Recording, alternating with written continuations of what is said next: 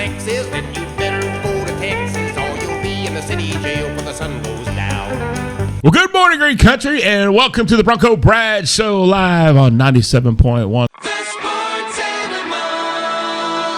Coming to you live from Henryetta, America, the Crossroads, the center of the universe.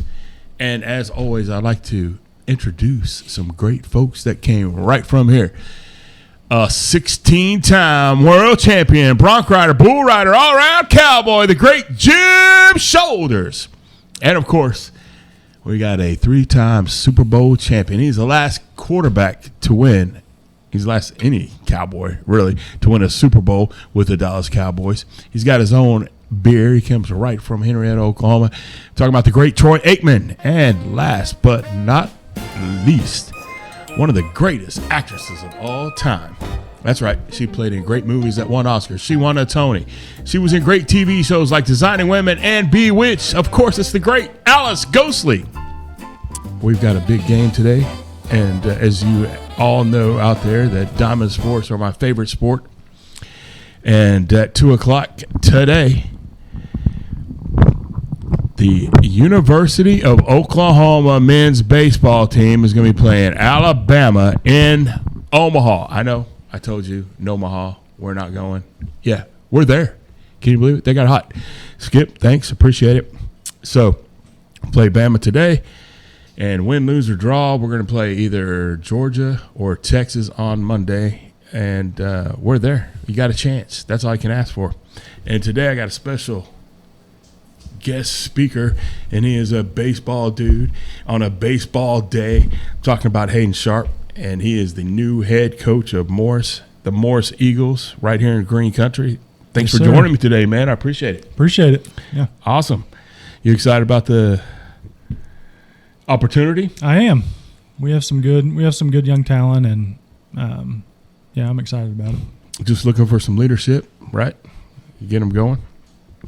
You guys, I don't know. He's a hometown guy from Morris, right here, and he played for Morris. What, 2010? I played 2008 to 2011. 2011. Yep, graduated in 2011. And you were drafted in 2011 by the New York Yankees. Yes, Yankees. Did you ever meet that dude? I did not. He died this year, you know. Yep. Yeah. Yep. I played with them for 5 seasons. Like a good neighbor. And he's here with us. So you're a pitcher, obviously. You're like 7'8". Close. Yeah. 6'10". Yes. He could play with Wembanyama. By the way, man, the Knicks. Are you kidding me? Where'd that come from? Yeah. So couldn't happen to a better franchise than the Spurs. Yeah. Right. Yeah. I don't even know what to think. I'm still sick about the Thunder. But anyways. So we're all Oklahoma here. You know the deal. So pitching. Let me ask you this. Mm-hmm. I heard a national podcast maybe 3-4 weeks ago, and one of the guys was a football player, and he was on there. It was a Saturday or Sunday show. Weekend guys, and he was like, you think I could throw it 85, 90 if I got with a pitching coach for a couple of months? And he was like, no. And I was like, no, you can't. You probably can't throw it 50. But is that something you can teach if you get a kid in there who hadn't pitched? You have to have intangibles. I Right. mean, you have to have a little bit of talent to get up to those kind of numbers. I mean, if a kid came out and said, I want to be a pitcher, and he came out and you need warm bodies, like every business in the world right now needs warm bodies, somebody that'll show up. Right. And you got some kids show up and he says, okay, I want to be a pitcher. Could you groom him? Yes. You can teach mechanics, and everything else usually takes care of itself. They still have to get in the weight room. They still have to build up their arm strength. Long toss is a big kind of a controversial topic, amongst the, I guess, elite players. Some hate it, some love it. I liked it. I didn't do it, 3 times a week, but I did it on my bullpen days and my, actual game days. to make sure I was good and loose and, ready to go. It's kind of harder to do in high school baseball because they play every day. Uh-huh. They're not just usually pitchers only. Right. Usually the best arm on your team is in center field or at shortstop, a lot of times. And you can develop those kids because they have like natural ability, you know what I mean? But if you get a pitcher only, say, which we have a couple of those, yeah, you can develop those kids because you have more time to solely focus on that aspect of the game. Right. But they have to be willing to buy in because if you want to get up to it's not normal to throw 90 in high school baseball. It's just not. You see it on YouTube and TikTok and all that, but that's the minority. You know what I mean? Of high school pitchers. Like if you're breaking 90 in high school, you can pretty much go play wherever you want. Right. And not everyone gets there. I've seen kids be ultra successful throwing 80, 82, and they don't miss their spot. The problem you get into with Maddox. Yeah. I mean, the problem you get into with high school pitchers is once they know they can run a fastball by somebody, that's all they want to throw. You know what I mean? Yeah. And a lot of times that's great. It's a great mentality. In your head, you want to be better than them at everything. You know what I mean? That hitter can't touch me is what you want them to think.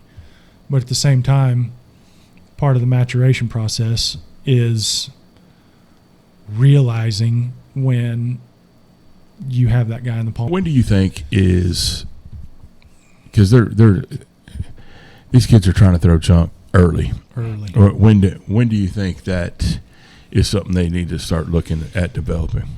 I coach a kid. I do one private pitching lesson a week, and it's just for, a really good friend of mine.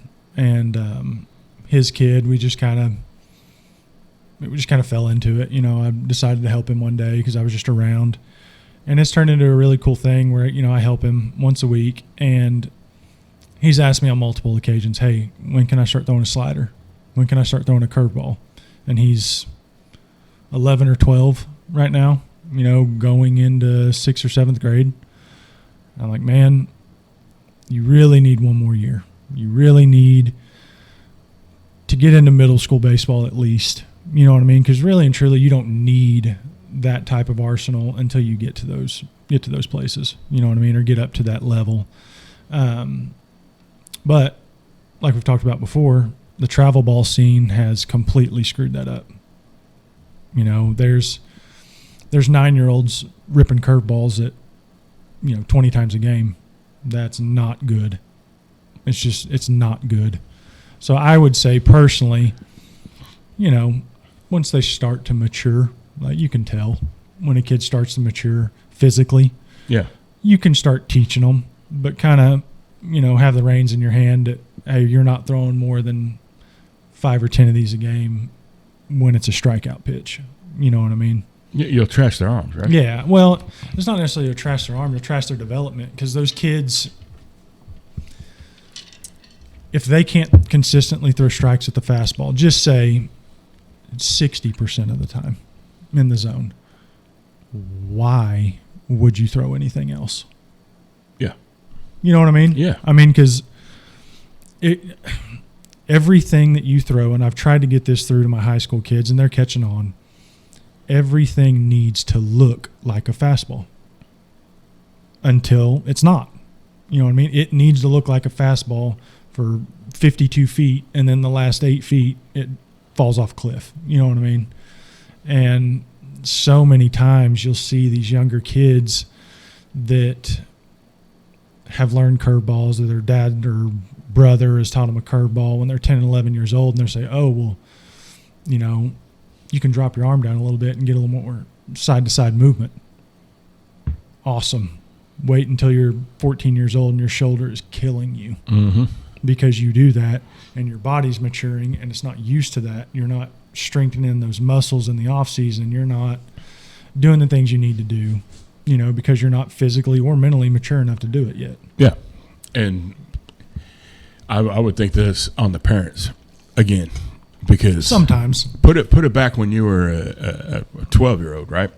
And you probably started trying to throw that stuff early too. Oh, I tried, yeah. It's the kids don't always know what's best for them. Parents, they just don't. We all want to grow up faster than we should, right? Yeah. And then you look back and you're like, man, I wish I would have hung out just a little bit longer. I would miss being a kid. Let them be a kid. Let them go throw. It's just a game. That's what I try to, not necessarily tell the parents, but tell the kids, like, hey, man, you know, it's, especially with boys. Boys are just ultra competitive for whatever reason. There's, you know, lots of new testosterone going on at 13, 14 years old, you know, and they want to prove to that guy that they're facing that they're better than them. Sure. You know what I mean? And a lot of times they're not throwing very hard.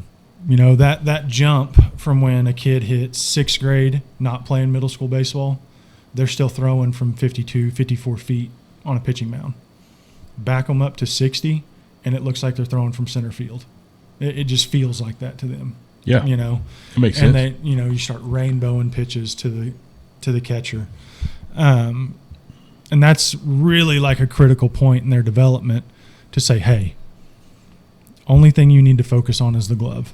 That's when you stop setting up in the middle of the plate as a catcher and you start moving a little bit more to the outside, a little bit more to the inside, saying, hey, back this guy off the plate if you can. You know what I mean? Mm-hmm. And you do all of that with the fastball. That way, if you rip off a curveball, that it's a foreign concept to those hitters. You know what I mean? Because if you're dotting a fastball anywhere in the vicinity, because you know the strike zone bigger in 7th and 8th grade baseball than it is in high school baseball and then college and all that, right? If you can get somewhere in the vicinity, right, of those 9 squares, then you're going to do really, really well, you know, moving up, and you're going to be ready to play when you're a freshman, sophomore. That's how you advance, you know, quicker. And they need a little more, I don't want to say structure, but that's really what it boils down to, is like more of a, hey, baseball is a reward in high school. You know what I mean? You don't go play baseball and go to school. You go to school so you get to play baseball. You know what I mean? And you do well in school so you get to play baseball. That's a reward for me. Yeah. You know, when I was playing, it was always, I don't even want to get close to the ineligible list because I want to go play. Whether we're really bad, because we were at one point, whether we were really good, which we were one of the best teams in the state at one point, I just wanted to play. You know what I mean? And I felt like those kids were losing that a little bit, to be honest with you. And it's fun for me whenever I walked in there and I worked with the pitchers a little bit and you saw it click. You know what I mean? Yeah, when they grip a changeup. Again, to your point of when do they start throwing junk? If they can throw a changeup like a fastball from the time they're 8 years old playing catch, let them do it. It's the same arm action as a fastball, right? Yeah. If you can teach them that early, a fastball changeup in high school baseball is deadly. It's way more deadly than a fastball curveball combo is. And once you teach those kids that, their confidence just, they stand up a little taller. They feel like they're throwing a little harder. When they give up a hit, they don't really care because they think they can get the next guy out. You know, mm-hmm. That's what got me to enjoy it. So, to answer your question, yeah, I think that they will have all the tools to be successful. Some of these coaches, because there's shortages, mm-hmm. teachers and coaches, yeah. And some of these people get thrown into coaching jobs like a tennis coach might end up being a softball coach because they need a softball coach. They need help. And they never coach that, and they end up doing an okay job, a decent job, maybe a good job. They go in there and they learn the deal. But you know, someone's never coached the sport before, And to go in there and expect they're going to go undefeated, and what the heck, we need a better, she or he just got thrown into that position, and they had no idea what they were doing. No, I mean, I've never coached before, but I feel like that, and that's another thing too. I wouldn't have taken the job if I didn't think I could resonate with the kids too, because I'm not to the point where, because kids, they'll look at you if you're 40 and just think that you're the oldest person in the world. Sure. You know what I mean? I feel like I'm still young enough to resonate with them because I can physically show them the game still. Mm-hmm. You know what I mean? And yeah, absolutely. I can still probably throw just as hard as the kid that is our best pitcher, and I feel like they respect that a little bit more, because they feel like that, well, coaches, because I was that way, especially in, football. Coach would tell me to do something, I'm like, you can't even show me what you're talking about. Exactly. You know what I mean? And just being a kid, I feel like that's one advantage that I have is I can physically show them what to do. You know what I mean? Rather than just speaking it to them, I can mimic it, and they've seemed to, especially in the summer workouts that we've had. We've only had a couple, but they seem to, resonate with that a little bit more. What would be a successful year? What was our record last year? 6-27. 6-27. So I think I'm close. Yeah. No, I know. I think if they really strive, and they've shown, especially showing up to the summer stuff so far this year, they have shown that they're willing to do that. So success to me is competing for at least a regional spot, getting out of districts and going into regionals and trying to make some noise. We should have been above 500 this last year. Wheels just kind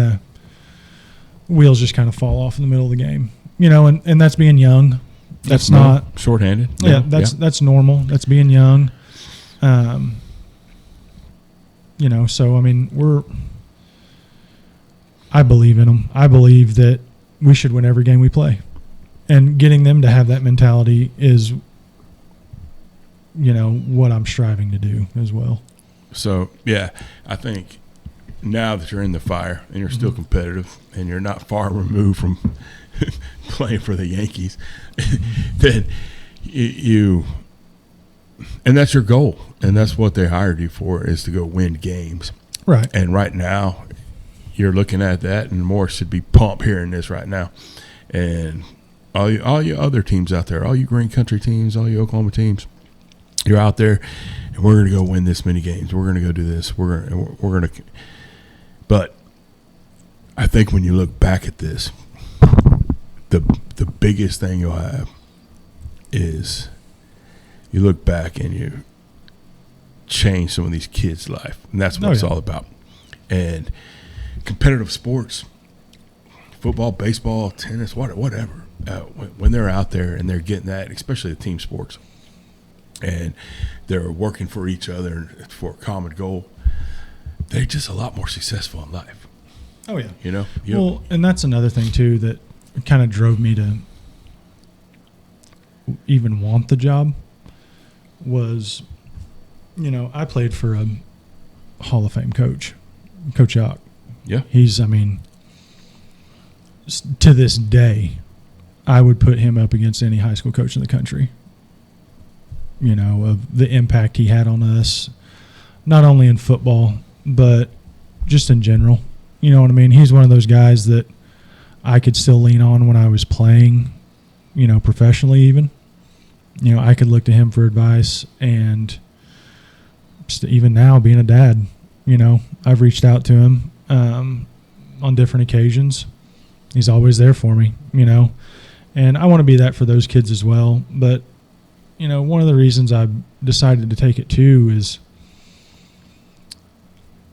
I caught myself being the guy that was alumni that said, oh, man, this is nowhere near what it was when we played. You know what I mean? Yeah. Because you get that in the community. You Sure. get that of, oh man, well, when we played, we were, like 36-2 my senior year or something, and oh man, it's fallen off. Well, I caught myself and I really stepped back and I said, man, what am I doing? If I can help these kids, why am I not helping solve the problem?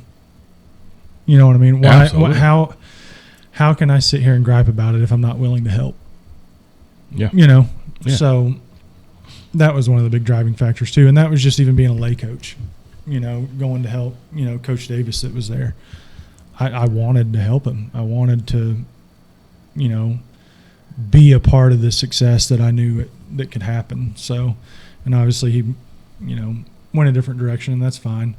But I still want to help, So it's a big reason why. And my wife was on board too. I said no, she said yes. So I said, okay, well then I'll do it. Oh, well, see, you already learned a lot. Yeah. That's what you're supposed to do. I still ain't got to figure it out all the time. That's why I get slapped around a lot. Yeah. So, small town. This is what I've learned about these small towns is the communities do go out and they'll support you. they'll go to the games. They'll support, and they don't have kid. They don't have a kid in the game. They don't have a kid there. Right. They're graduated. They'll still come out. Yeah. Some communities are happier than others, and you can see it in their face. But all of them, they go out and get involved and support the teams. It's crazy. It's crazy to me. So, well, we want to get back to a point where, again, when I would play, I mean, all the lights off were in town. The only lights you could see in town was the stadium lights, on Friday nights. And I feel like that's coming back. I feel like, Whitlock, our athletic director and head football coach, he has really, really, really strived to hire coaches that want to be there. You know what I mean? Especially in football, not, not guys that are just looking for, the next job. You know what I mean? Yeah. Because he's wanting to build a culture. He's wanting to build, something from the ground up, because it hadn't been very good the last couple of years for whatever reason that might be. I don't know. But I really, really, really believe that he wants to restore a culture that the community can be proud of. oh, I believe it. And Morris can be proud of. So that's why he talked me into it, essentially. Yeah, I can see that. We had him on maybe a year and a half, 2 years ago when he took over the head coach. It was last year. Yeah. Him and he came on my show with Cade McFarland on a Saturday, and I was impressed. Yeah, I could tell, and it don't happen overnight. So no, and he's to build a culture. We've didn't have very many kids last spring in football, according to what I've been told. And this year we've got double, almost triple those numbers. So I hope it gets to a point where we run out of jerseys. I really do. I hope every kid that's ever thought about it, football, baseball, basketball, golf, whatever sport we have, I hope they come out and at least try. You got a golf team out there? Yeah. I did not know that. Yeah. We don't have a golf course, but we have a golf team. When you start spring ball? We started spring football first week of May. Maybe second week of May. And you're going to help out there? Yep. We went to team camp in Porter.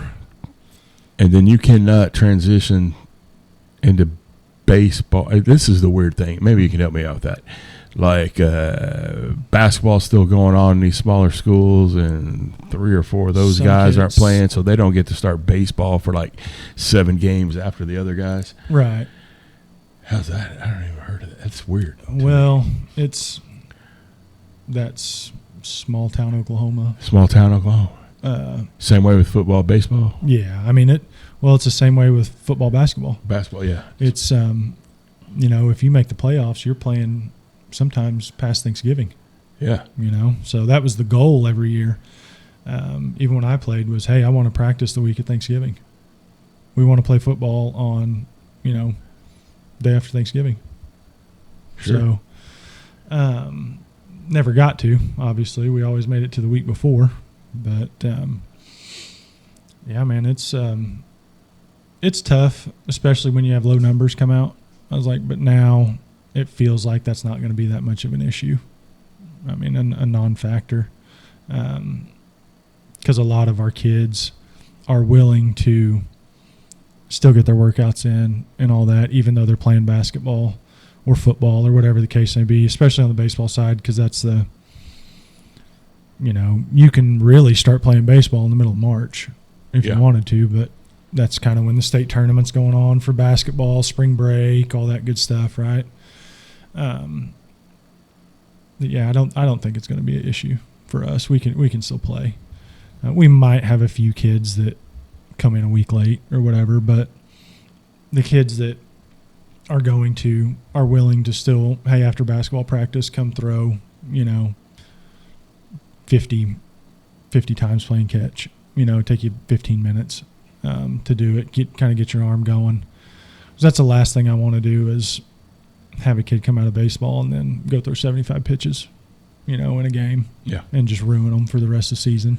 So. Oh yeah, you gotta pay attention to that stuff too, and it helps when you have more arms too. Right. Yeah, and we do. We have a lot of arms.